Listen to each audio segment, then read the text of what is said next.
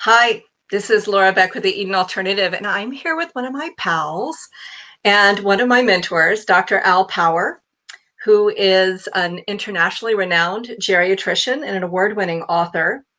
And he hates it when I say this. I'm going to call him a dementia expert, but maybe he'll tell us a little bit about the dangers of that word and who the real experts are in just a moment. Um, we have come together today twice. We just wrapped something up called The Story Behind the Course, because we have recently launched a course that we co-created with Dr. Power called The Wellbeing Approach, Creating a Life Worth Living with Dementia. And it is an online self-study course that has been launched on our new Evolve online learning system.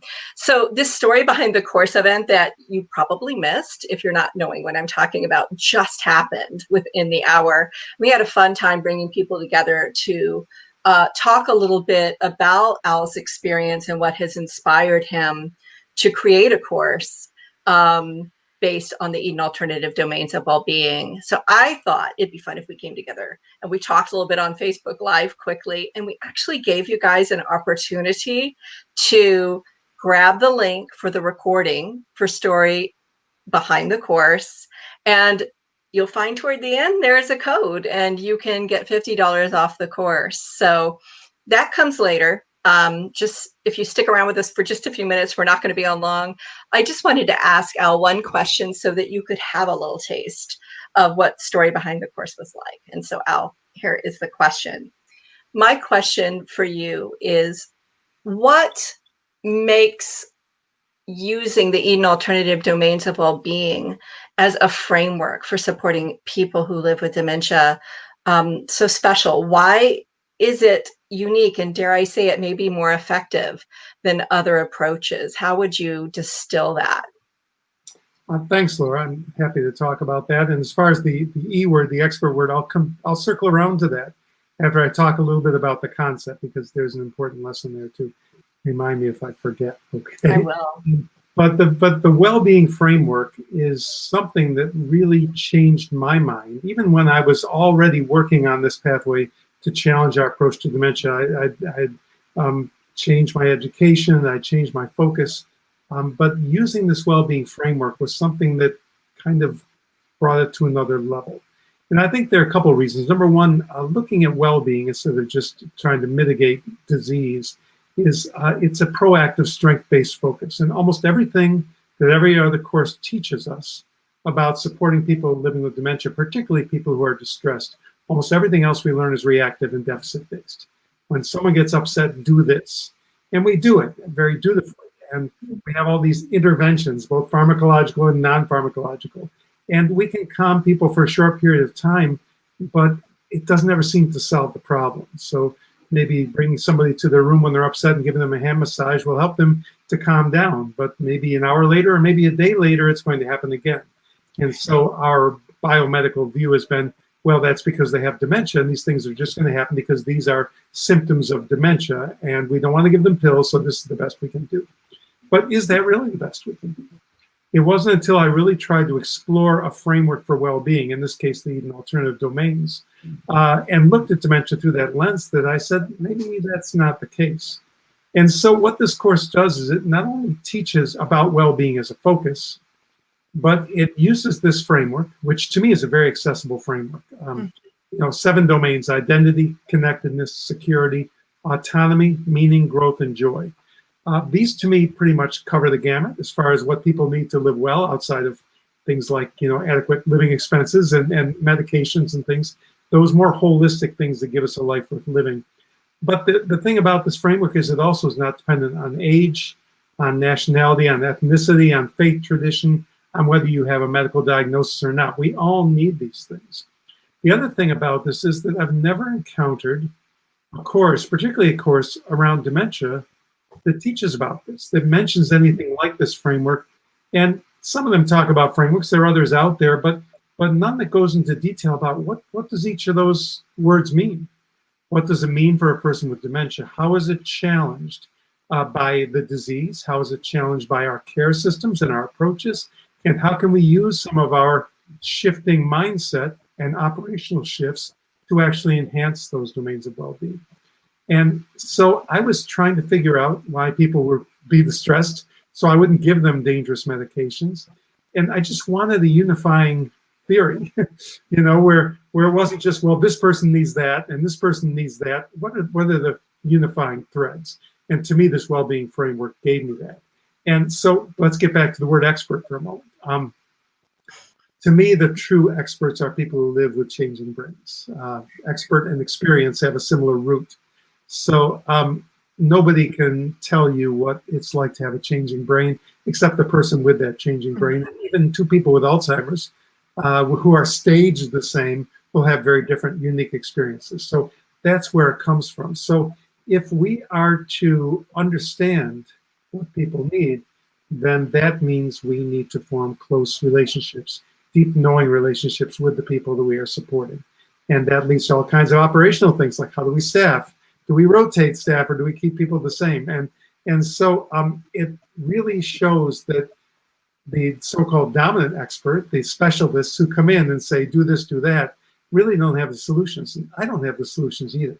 What I have is a framework and a mindset. And so what I try to do is I explain the framework and I give people ways that they can apply the framework to the individuals they know well.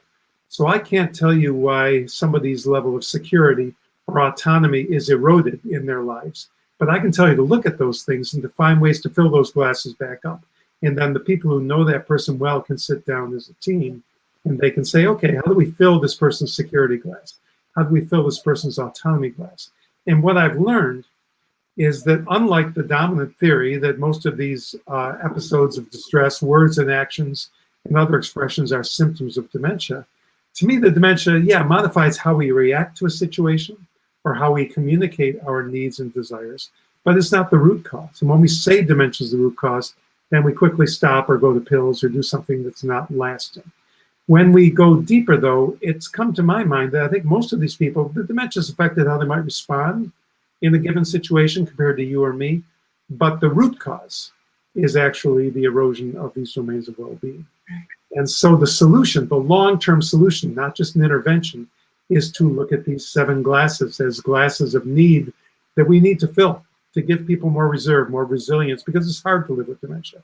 We can't make dementia go away, but we can take people away from that boiling point where something like being helped with a shower becomes a tipping point for someone to become extremely distressed because they don't feel safe, because they don't have a sense of control in the situation, because they don't have connectedness, a meaningful relationship with the person who's removing their clothes.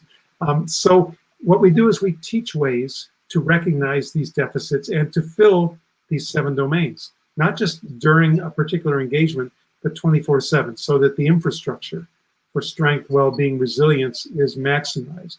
And then people don't get put in a position where life is quite as challenging. And you find that not only does this help the person, but a lot of these things that we said were symptoms of dementia actually go away. We don't just calm them for an hour or a day, but they actually disappear. And then you can remove medication successfully. And while the government instructions to decrease medicines like antipsychotics are well-meaning, if you don't know how to support people differently, taking the drug away is not going to help, because they're still going to have problems. They might even be more alert and more distressed when you stop sedating them. And so what can we do differently? And when you do this first, then you find that your efforts to gradually reduce drugs is much more successful. And by using this approach, organizations I've worked with have been able to drastically reduce or even eliminate the use of antipsychotic drugs in caring for people with dementia, because they have gotten to the real root cause, which is not the disease process, but actually the lack of well-being that we all know about in our own lives, but we've never been taught to see this as being equally, if not more important than getting the pills on time, being bathed properly. Those are important things, but without well-being, if you move into a care home where you're given all the perfect nursing care and all the right medications and all the right foods, but you don't have identity, connectedness, security, autonomy, meaning, growth, or joy, then you don't have a life worth living. And that's why I think people are still distressed. People are still on medications in spite of all our best treatment, because we have not seen the larger picture. When you do this, this kind of completes the puzzle. And it felt unique to me. It was a learning experience for me it wasn't until I traveled the world, started looking at other trainings, talking to people, that I got the feedback that this truly is unique. Most people are not teaching about dementia this way.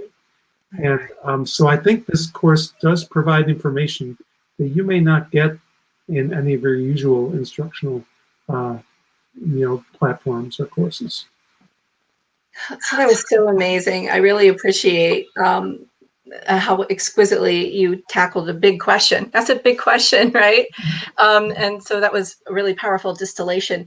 And the only thing I just kind of wanted to share after listening, and it just came up for me while I was listening to you, is, we can give lip service to knowing the person well, but when you're dealing with a framework like this, it's really, you really don't have a choice, because it forces you to really look at the individual from the perspective of those domains, because we all know that our expression or experience of those domains is entirely unique to each of us, right? So I love how the domains give us an opportunity to kind of blow staging theory out of the water, right? And just say, to me, this is the perfect bridge between, a lot of people want black and white rules and policies. What do you do? And that's what a lot of people attempt to teach. When somebody is, as you say, at this stage, this is what they need. And we know that that's a lot of bunk, because every person living with dementia is a very unique individual. And even people with the exact same brain changes, by virtue of their history, their relationships, their personal strengths and challenges, they're experiencing life differently with their dementia. But by the same token, if you just tell people, well, I don't have a rule, that's overwhelming. So how do you bridge this? Everybody's an individual, and yet I need some kind of a system. And that's what well-being gives me. It gives me a defined framework of 7 domains, but it's not a cookie cutter. It's not black and white. It still says that within those 7 domains, you need to know that person, and you need to apply this framework to that person's unique needs, preferences, desires, and find an individual solution. And that's why I say I don't solve people's problems. I give them the framework, and then they get the people that know that person well, work with that person, and come up with the durable solutions. So that's my best role, is as a facilitator of a different kind of thinking. And when you get that different kind of thinking, all of a sudden solutions that you never found come your way. And that's what happened to me. That's what I hope will happen if people take these courses. And that's empowerment, having a framework like this and being encouraged to figure out how to make it work for you. That's empowerment. And that's what we do, right? So I love this. I'm excited to be acquainted and involved in this process with you. And I just wanted to take a moment, because we do have some people joining us, which is really cool. I just wanted to reiterate what I said at the beginning, that the reason why Dr. Power and I came together quickly just now this afternoon, somewhat spontaneously, was because we had just finished an event called Story Behind the Course. And this was our opportunity to engage Dr. Power in a reflection on what inspired him to co-create this course with the Eden Alternative as part of our Evolve online learning system. The name of the course is The Wellbeing Approach, Creating a Life Worth Living with Dementia. And so here's the thing. My fabulous producer, Chris Angevine, is about to put a link in the comment box. And the first link will be the link to the recording. We already have a recording for you for Story Behind the Course. And the reason why we want to offer that to you is it's a second chance for you if you didn't join us, because that was the only time we were offering a $50 off opportunity, is if you were participating in that event. But if you watch this recording and toward the end you find that code, you are welcome to apply it between now, Monday, right, and Friday, August 21st. So you got about 5 days to make a decision and take advantage of that $50 off coupon. So I can see that Chris just popped that recording link into the comment box. And I don't want you to get confused, because we're about to share another link with you that's a little different. So notice that the link to the recording has the word share file in it. That's how you'll know what's what. Now we're going to offer you a link to the landing page for the course in the Evolve online learning system. And that way you can take a look at the landing page and get all the download there about why the course has value and how it might serve you. Bear in mind that all of the courses on Evolve Online Learning are lifetime access. So if you purchase a course through Evolve, you will always have access to that course through Evolve. Always, always. You can go back again and again. So there it is. And Dr. Power, I just want to say thank you for being willing to do two things with me today. It's a pleasure, and thanks everybody for joining. I hope you'll look in on the course. It's a great deal to get about 25% off this week on this course, and I would recommend people check it out and see what you think. We'd love to have you join us. All right. Everyone have a great day.